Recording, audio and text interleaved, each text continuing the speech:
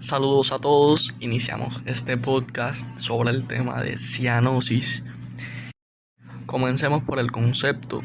La cianosis no es más que la coloración azulada de piel, mucosas u órganos debido al aumento de la concentración de hemoglobina reducida o desoxigenada a más de 5 gramos por 100 mililitros en sangre arterial.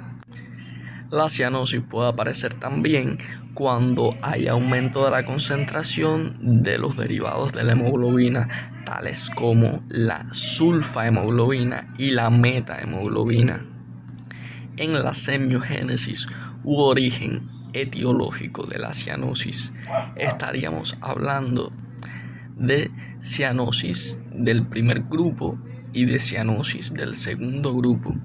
Dentro de la cianosis del primer grupo, describiríamos a las cianosis centrales, a las cianosis periféricas y a las cianosis mixtas, de acuerdo al origen en el cuerpo de las mismas, así como su ubicación.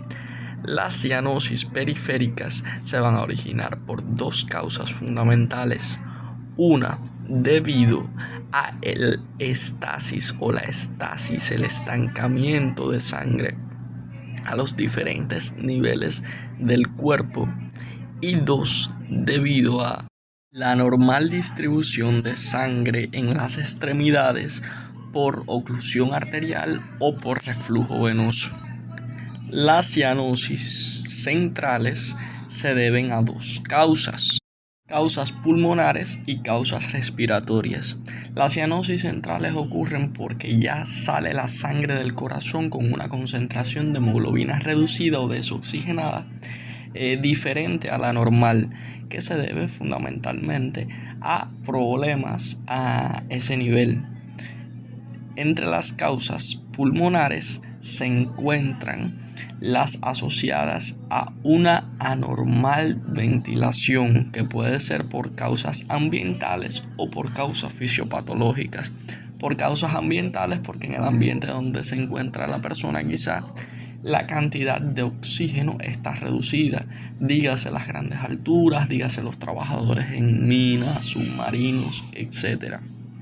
Y por desequilibrios fisiopatológicos del sistema respiratorio, estaríamos hablando de mala ventilación pulmonar debido a procesos como el asma, a bloqueo alveolo capilar debido a afectaciones, por ejemplo, relacionadas a la variación de las presiones normales parciales de los gases respiratorios, o por la disminución del área de superficie de la membrana respiratoria, como es en el caso de las neumonías, donde hay gran condensación de líquido a nivel del pulmón.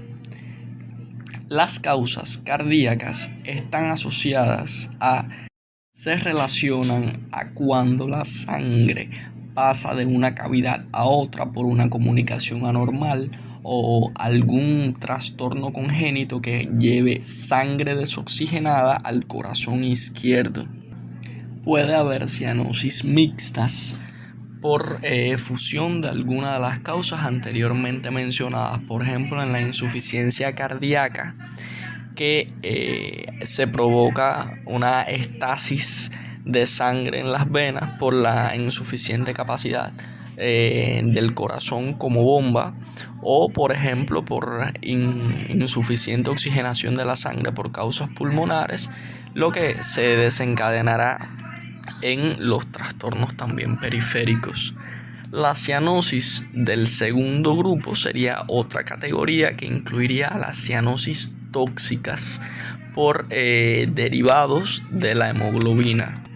En este grupo en específico se habla de las cianosis enterógenas relacionadas a los nitratos ingeridos que se convierten en nitritos, y pues su acumulación genera también presencia de esta coloración azulada.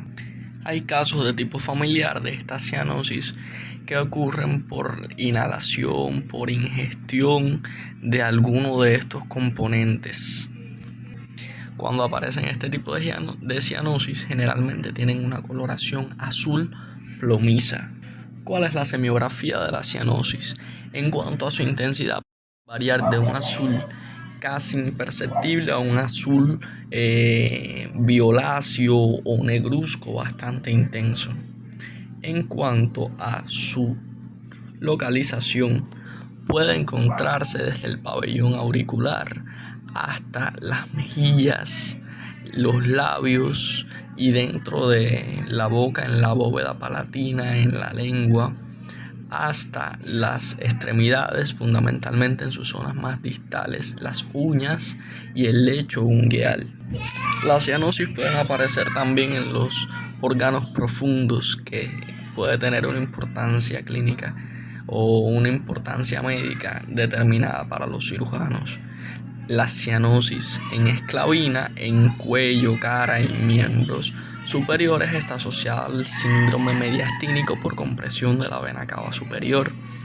Y en el caso de hablar de algún complemento, en el estudio de la cianosis hablaríamos de los dedos en palillo de tambor como una deformidad especial que aparece en la última falange de dedos, fundamentalmente de las manos, y que se estudia en conjunto con la semiología respiratoria. En cuanto al diagnóstico, la semiotecnia de la cianosis, hablaríamos de la importancia de, al hacer el diagnóstico diferencial, percibir que desaparece el color azulado al hacer presión en el lugar donde aparece la cianosis. Si no desaparece, pues puede no deberse a que sea una cianosis como tal. En este caso, pues se debe realizar el estudio en sangre arterial de la concentración de hemoglobina.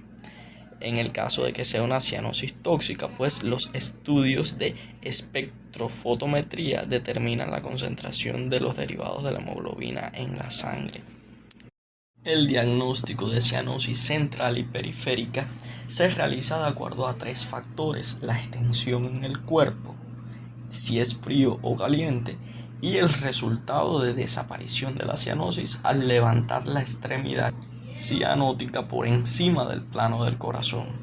En este caso, pues la cianosis central sería una cianosis caliente, una cianosis que al levantar la extremidad por encima del plano del corazón no va a desaparecer, pues no se debe netamente al estancamiento de sangre, o no al menos en su totalidad, y es una cianosis que se generaliza al todo el cuerpo, siendo lo contrario en el caso de la cianosis periférica, que va a ser una cianosis más bien fría, una cianosis que al levantar la extremidad va a desaparecer, y una cianosis que va a estar normalmente localizada a la región donde se produce la estasis venosa o la normal distribución de la sangre en los vasos. En el semiodiagnóstico de la cianosis las vamos a agrupar también según sus criterios semiogenéticos. En el caso de la cianosis del primer grupo, las cianosis periféricas, estaríamos hablando de que por estasis orgánica y no orgánica se van a manifestar diferentes tipos de patologías. En el caso de las causas no orgánicas vamos a tener a insuficiencias, fundamentalmente insuficiencia cardíaca derecha, aunque este caso en específico puede ser mixta, y la insuficiencia venosa periférica, porque se estanca sangre a nivel de las venas de los miembros. En las causas orgánicas vamos a tener a la compresión por tumores vecinos de estructuras venosas, y vamos a tener dentro de las causas de anormal distribución funcionales y no funcionales. En las funcionales vamos a hablar de la enfermedad de Raynaud y de la acrocianosis. O sea, esto está asociada a lugares donde la piel aparece fría y cianótica, con una fisiopatología que según nuestro libro no está muy bien descrita. Y en las causas orgánicas pues vamos a tener oclusiones arteriales con reflujo venoso. Entre las cianosis centrales van a estar las causas pulmonares.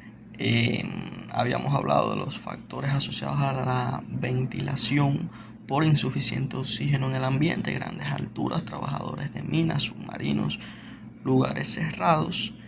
y entre las asociadas a causas fisiopatológicas por mal funcionamiento del sistema respiratorio, en el caso de la ventilación van a haber dificultades funcionales, como en el caso del asma bronquial, pero dificultades orgánicas por obstrucción, por inflamación a nivel de los pulmones, díganse laringitis, bronquitis y otras inflamaciones o compresiones por tumores. Y las causas circulatorias o cardiovasculares, las anomalías congénitas como aorta cavalcante, como cualquiera que pueda provocar un intercambio, un cortocircuito de sangre venosa hacia el corazón izquierdo, entre los que se pueden mencionar también el corazón univentricular. Esta sería una explicación general de la semiología de la cianosis. Espero que haya podido resumir lo más fundamental, que haya sido en un lenguaje comprensible, y les agradezco su atención. Soy Fidel Jesús Morano Cubela, estudiante de